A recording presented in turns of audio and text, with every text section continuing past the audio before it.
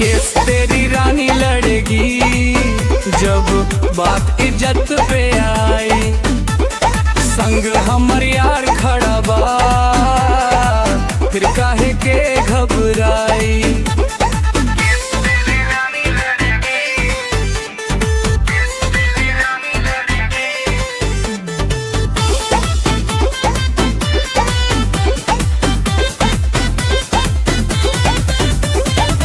केस तेरी रानी लड़ेगी अंदाज देख के दुनिया कहे जे अपना लोग के साथ खड़ा थे वो आदमी अलग ही रहे।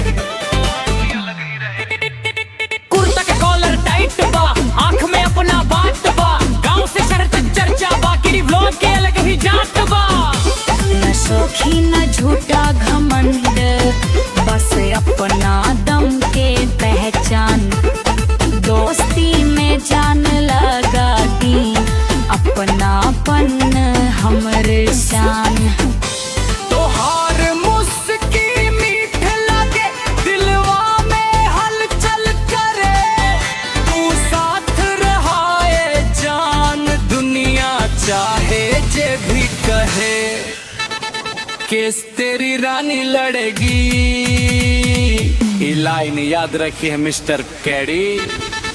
अपना लोग के साथ निभाइब बाकी दूरी बनाइब।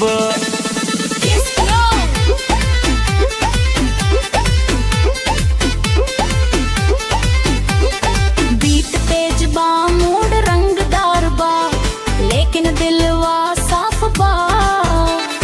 लाम कमावे के शौक बा, किसी के नुकसान के ना, किसी के नुकसान के ना।